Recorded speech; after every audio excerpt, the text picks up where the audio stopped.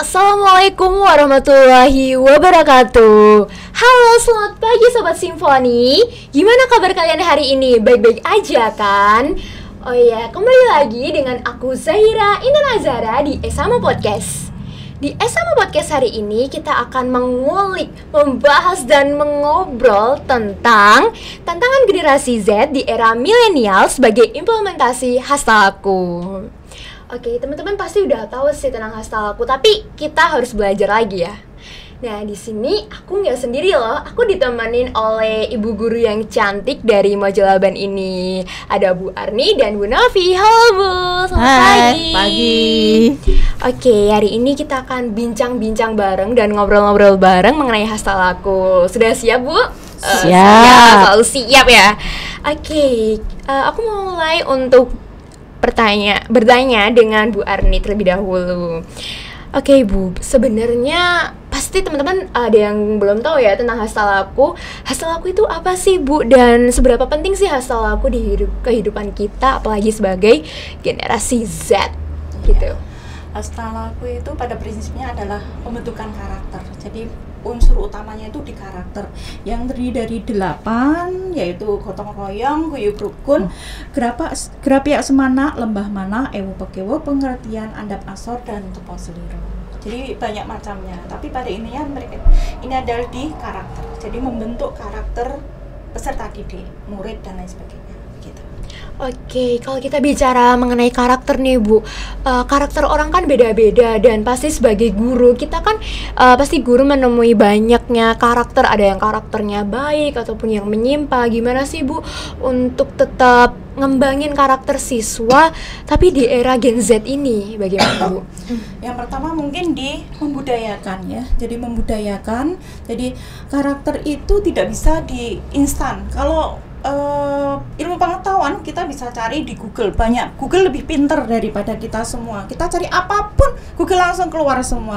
Tapi kalau pembentukan karakter itu harus dibudayakan. Dan yang paling utama adalah dari guru itu memberi teladan. Jadi teladan itu sangat penting.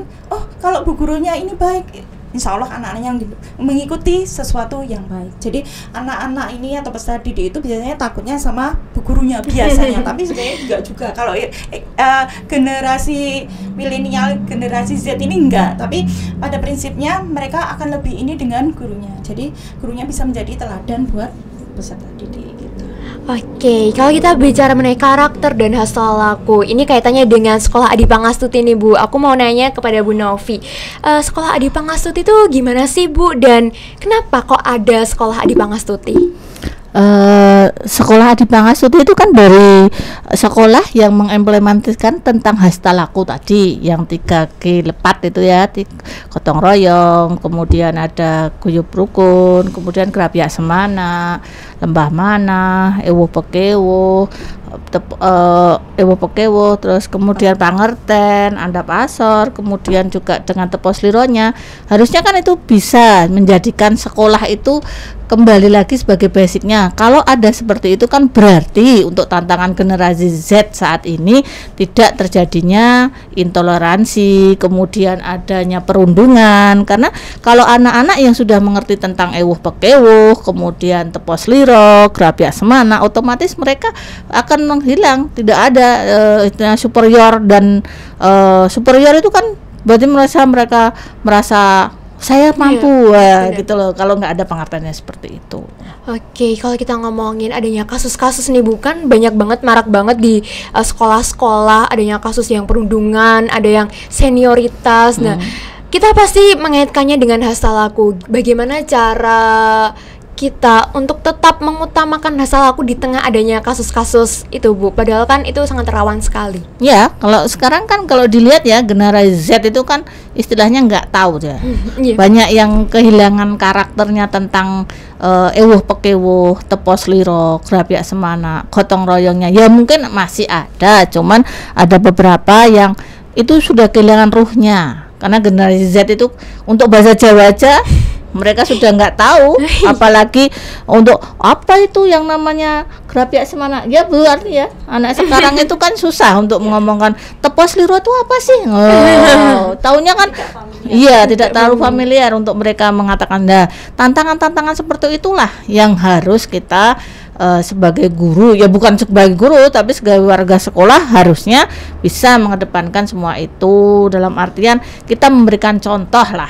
Jadi perbuatan baik itu diawali dari contoh-contoh, ya bukan hanya contoh ya, istilahnya kalau cuma contoh nanti satu guru tapi nggak semuanya, atau murid 1A si B ternyata nggak semuanya. Ternyata ya tetap harus ada sosialisasi, kemudian ada apa ya, kalau sekarang itu anak sekarang itu mungkin lebih mudah dengan permainan ya, permainan yang game-game itu ya, game itu mungkin bisa ya, suatu game itu bisa untuk memancing mereka berinisiatif tentang hastalaku.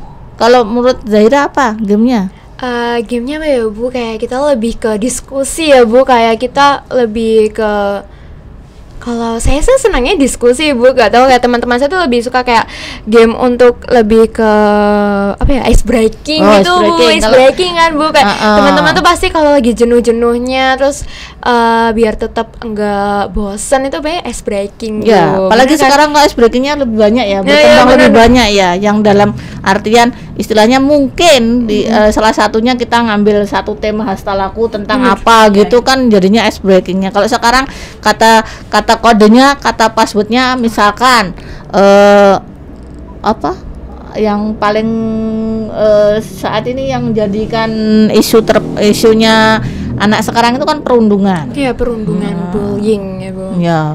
Kalau kita bicara mengenai bullying atau perundungan, aku mau nanya kepada Bu Arni, karena Bu Arni itu guru bahasa Indonesia ya Bu, dan pasti sudah bertemu dengan banyak siswa yang beda-beda karakternya, beda-beda kelas, dan juga cara pandang mereka tuh juga beda mengenai kasus perundungan yang banyak sekali marak ya, ada berita di media sosial pasti banyak banget. Gimana cara Ibu untuk tetap mengingatkan murid-muridnya untuk kalau perundungan itu nggak boleh dan harus banget dihentikan, gimana Bu? Pada prinsipnya kalau dalam berbahasa itu sangat penting ya. Misalnya contoh begini, ini contoh simpel saja dengan perkataan, tapi maknanya akan berbeda gitu. Bu minta uang sama, Bu minta uang, sebenarnya intinya kan sama. Ya intinya sama nggak? Sama ya. Sama. Tapi ketika itu nada bicaranya dengan intonasi yang lebih tinggi dan standar dan di bawah, itu pasti nanti maknanya akan berbeda. Ya. Yang mendengarkan juga berbeda, yang berbicara juga berbeda, dan ketika kita kan sebenarnya pada prinsipnya semua orang itu ingin dihargai. Jadi kalau dengan nada tinggi meskipun teman, apalagi orang tua ya. Wah, kalau udah ini orang tua lagi capek-capeknya, anaknya nadanya tinggi. Waduh, habislah ya kan. Ya. Jadi kadang-kadang anak-anak ini belum bisa ya, bukan tidak tapi belum bisa memposisikan bagaimana dirinya itu berbicara, kapan waktu berbicara gitu, waktu bicara yang tepat dengan siapa. Karena dalam berbahasa itu tidak hanya sekedar kamu bicara, tapi berbicaranya itu berbicara yang bermakna. Artinya apa? Bermakna itu dalam arti seseorang bisa dihargai dengan ucapan. Seperti yang Ibu kasih contoh tadi, orang tua pasti akan, oh anakku ternyata punya ini ya, itu bagian dari implementasi hastalaku, salah satunya ya kan pengertian. Oh nadanya ini ya kan, terus terus lemah mana, jadi nggak kasar kan, salah satu prinsip hastalaku kan seperti itu kan. Semua orang pasti mau diperlakukan seperti itu, orang tua juga mau seperti itu gitu. Ya tapi kalau dilihat ya Bu, kan kita tuh pasti melihat orang dengan muka yang jutek, ganas, padahal sebenarnya hatinya tuh baik, gak enakan. Nah itu gimana ya Bu, biar kita tuh kayak enggak ngira, ih kamu nggak ngimplementasikan hastalaku ya, kok judes banget, gimana Bu? Sebenarnya ya pada umumnya itu sebenarnya orang itu juga nggak ada loh jutek gitu seperti guru dan lain sebagainya, itu sebenarnya nggak ada, cuma mungkin kurang membudayakan senyum, sapa, salam ya nggak. Kalau orang kita bisa membudayakan senyum, sapa, salam ini, kalau ketemu orang senyum jutek yang mukanya yang katanya udah jutek katanya ya, itu nggak akan apa namanya itu dibilang jutek. Nah senyum, ketika sudah tersenyum terus menyapa, kemudian mengucap salam, Masya Allah kalau itu bisa diimplementasikan, pasti luar biasa. Dan dari hastalaku ini pasti semua bisa dilakukan gitu. Jadi memang harus membudayakan, harus membiasakan ya. Jadi kalau tanpa itu semua ya seperti mimpi begitu kan, seperti mencari benang di jarum iya gitu. Ya, maksudnya itu. Jarum dijeram. Iya. Nah, oke, kalau mengenai beberapa karakter, terus beberapa sudut pandang dan implementasi hastalaku itu di zaman sekarang tuh pasti susah banget ya Bu. Apalagi kalau kita bicara mengenai hastalaku dan sekolah Adi Pangastuti. Aku ingin tanya lagi sama Bu Novi mengenai dampak dari hastalaku ini apa aja sih Bu? Dari dampak positif atau dampak, mungkin ada dampak negatifnya atau bagaimana Bu? Boleh dijelaskan? Iya.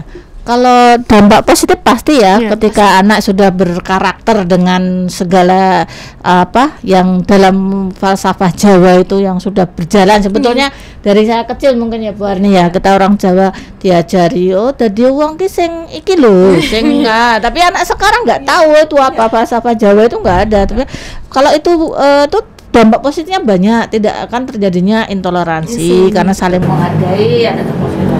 Kemudian dia akan tidak ada namanya superioritas tadi, tidak ada misalnya kan saling guyup, rukun gitu dalam kata kerukunan itu kan terjaga, itu kan pasti. Kalau ada beberapa yang kasusnya enggak, itu kan hanya 1-2 kemudian kasuistik karena generasi Z sekarang itu ya tahu sendiri ya, yang tahu aja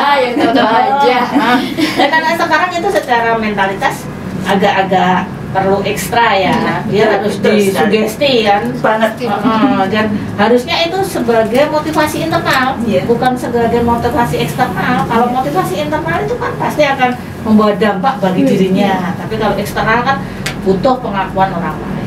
Kalau dampak negatifnya, kalau selama ini kalau tidak melakukan itu dampak negatifnya. Negatifnya kalau tidak melakukan, kalau melakukan otomatis positif. Dan itu bisa diimplementasikan. Sebetulnya kan hal-hal remeh-temeh di kelas atau di sekolah itu kan bisa. Misalkan Jumat bersih, yang bersih-bersih gotong royong tapi hanya beberapa gelintir anak, itu namanya tidak ada istilahnya saling guyup rukunnya. Saya bareng-bareng. Nggak ada. Misalnya jadi grafia, tapi nggak mau senyum, nggak mau apa, dia berini, misalnya mana orang guyur apa-apa, yang penting aku loyal. Nggak ada orang loyal. Orang loyal itu letaknya di mana dia mengatakan loyal, kan seperti itu. Ya, kalau generasi Z memang banyak tantangannya untuk saat ini. Terus kalau banyak tantangan ya Bu, pasti banyak suka dan dukanya. Apalagi sebagai guru BK ya Bu, pasti nemuin, waduh banyak banget nih yang problematik yang sebenarnya menyimpang panen. Nah itu gimana sih Bu caranya untuk mengatasi dan tetap bertahan di era susahnya penerapan hastalaku di Z gitu, Gen Z ini? Gen Z itu ya sebetulnya ya kalau sekarang harusnya diambil hatinya ya, tapi nggak tahu hati yang mana hati yang mana yang mereka terbuatnya. Artinya kalau saya secara pribadi itu pengennya ketika ada kelas besar gitu ya, kita bisa mendatangkan orang yang istilahnya sebagai panutan, contoh yang bisa dicontoh dalam perilaku yang sudah mengatakan istilahnya yang ahlinya gitu. Jadi anak-anak itu ada contoh pastinya, walaupun mungkin ya sudah ada, cuman kalau melihat kadang anak-anak Gen Z itu kan yang dilihat ya sekarang TikTok sekarang jadi TikTok itu bukan jadi tontonan tapi jadi panutan kadang. Nah itu kan harusnya kita bisa memanfaatkan itu, cuman untuk saat ini mungkin ya karena keterbatasan SDM ya. Salah satunya. Ya banyak faktor ya. Salah satunya. Itu harusnya bisa dimanfaatkan seperti itu. Anak-anak juga harusnya bisa memanfaatkan sesuatu yang baik. Ketika browsing itu bukan hanya browsing yang istilahnya ya kan cuma numpang lewat Bu, ternyata dibuka sampai akar-akarnya. Akhirnya kan itu tadi. Sebenarnya kita butuh kelas besar yang mengatakan bahwa kita butuh sosok yang ini loh, tentang ternyata dengan adanya ini kita bisa jadi ini gitu. Bukan nah aku rak dadi iki ora apa-apa, sing penting enggak ada seperti itu. Kita kan jalannya ya tantangannya ya kalau di sekolah ya, terutama sekolah kita itu bukan sekolah pinggiran, jadi sekolah antara kota enggak, desa enggak, ya tengah-tengahan. Tengah-tengah. Tapi tengahnya mungkin ke unsur lebih, nggak tahu unsurnya lebih ke kotanya apa ke desanya. Tapi kalau ke desa nggak kayak sekarang. Ya anak-anaknya memang butuh ekstra perhatian khusus. Ya kalau kasuistik ya 1-2 ada yang kayak pembulian.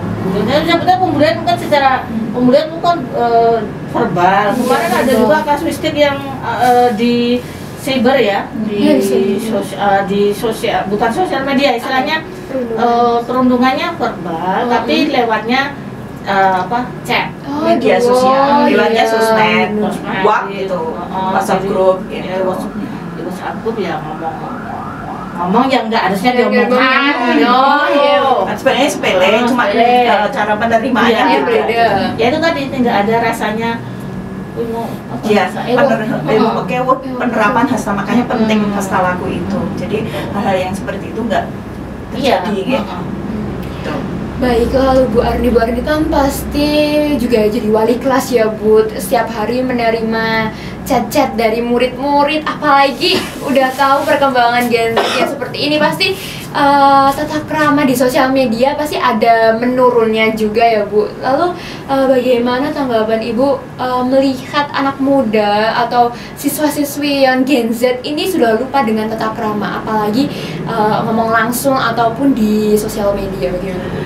Jadi gini, kan ketika pembelajaran itu pasti saya sisipkan pendidikan karakter ya. Jadi tadi kalau belajar itu di buku banyak, di Google ada. Jadi karakter ini tidak bisa instan ya. Jadi harus dibiasakan. Jadi ketika ini saya juga bilang, misalnya ada berita yang up to date gitu ya. Ada anak ya, ada siswa yang kejadian kemarin, ada siswa yang sampai seperti itu sama gurunya, itu saya kasih tahu. Nah, itu bermedia sosial dan lain sebagainya, itu dampaknya begini dan lain sebagainya gitu. Seperti contoh yang kemarin itu sebenarnya sepele itu ya. Jadi mereka itu sepele tapi di grup, tapi dampaknya dari itu tuh ternyata luar biasa, sampai anaknya itu nggak mau sekolah. Luar biasa ya. Karena ya setelah kejadian itu saya kebetulan saya ngajar di kelas itu, dan gitu anaknya saya panggil gitu. Anaknya itu sebenarnya dari sorot matanya sebenarnya dia jujur gitu. Dia tidak sengaja untuk melakukan itu. Jadi dia sekali lagi dia tidak sengaja untuk melakukan kelepasan gitu loh. Nah, bagi saya sebagai guru ya saya tidak bisa memihak satu terus satunya. Menurut saya dua-duanya salah, dua-duanya juga ada unsur benarnya juga gitu. Tapi kan semua harus diluruskan, bukan berarti terus yang salah dikejut gitu, nanti semakin nggak bisa bangkit kan. Jadi kalau anaknya saya panggil, kemudian saya juga merasa bersalah Bu, sudah minta maaf. Dari sorot matanya saya kelihatan kalau anak ini benar-benar menyesal gitu loh. Kalau sebuah kesalahan itu kalau sekali dua kali ya wajar, tapi kalau diulang-ulang nah itu baru beda. Nah, anak ini saya berjanji Bu, saya ini terakhir dan pertama dan terakhir gitu. Saya bahkan itu saya nggak sengaja kalau dampaknya sampai seperti itu gitu. Jadi anak-anak ini memang harus ada pembelajaran khusus karakter yang penerapan hasta laku ini. Salah satunya di media sosial ya. Anaknya jadi nggak mau sekolah, padahal sepele banget itu. Kata-katanya pun menurut saya ya sepele, tapi ya namanya anak itu pasti beda-beda ya. Karakternya beda-beda, penerimaannya beda-beda. Jadi kita menanganinya juga dengan cara berbeda. Pertama ya sendiri dulu satu masing-masing, baru dipertemukan begitu. Itu namanya bukan kontradiksi, jadi ada istilahnya saling tahu lah. Tabayun dalam kita beragama itu tabayun. Jadi tidak terus menghakimi satu sama lain, tidak gitu loh. Jadi kita sama-sama tabayun satu persatu, baru habis itu dipertemukan, saling minta maaf dan lain sebagainya. Tapi kan dua sisi tapi kan nasi kan sudah menjadi bubur, udah terlanjur, mau ditarik lagi ya susah ya kan ya. Tapi berkaca dari itu kita belajar itu. Selagi saya ini ya, setiap saya masuk saya pasti bicara seperti itu gitu. Lalu ya Bu, pasti kan sebagai anak muda melihat kita orang tua yang kayak mungkin cara karakternya beda-beda ya Bu. Lalu gimana kita biar caranya memahami apa kita harus memahami karakter masing-masing tapi dalam diri kita tuh nggak senang Bu, menurut Ibu gimana, kayak aduh nggak senang sama karakter ini tapi harus berdamai gitu loh Bu, gimana ya Bu? Kalau sebagai pendidik itu nggak boleh anak ya seneng dan nggak seneng, ya semua seneng, kita rangkul bareng gitu, karena itu anak-anak kita sama kita, dan anak-anak ini adalah calon pelurus bangsa ya, jadi bukan penerus bangsa, jadi pelurus bangsa. Artinya apa? Anak ini ketika dia berbuat salah ya kita luruskan, karena itu adalah modal untuk dia ke depannya ya. Jadi pembinaan karakter sejak dini itu harus dilakukan untuk ke depannya, karena anak ini juga belajar berproses, mencari jati diri, mencari oh ini loh saya pingin loh diakui gitu. Anak-anak seusia SMA itu begitu. Nah kita sebagai guru itu tidak hanya sekedar mengajar tapi memberikan fasilitator ini dalam ini memberikan fasilitas yang dibutuhkan dalam bimbingan karakter dia gitu, sehingga dia bisa nantinya menjadi pribadi yang baik dan menjadi dewasa ya. Dewasa itu banyak hal, jadi minimal dewasa mental lah ya. Jadi karena yang harus diperbarui mentalnya luar biasa harus diperbarui. Kalau belajar insya Allah anak-anak ini pinter semua gitu, tapi mentalnya itu yang memang harus generasi Z ini luar biasa gitu loh. Bener-bener mentalnya itu harus digembleng.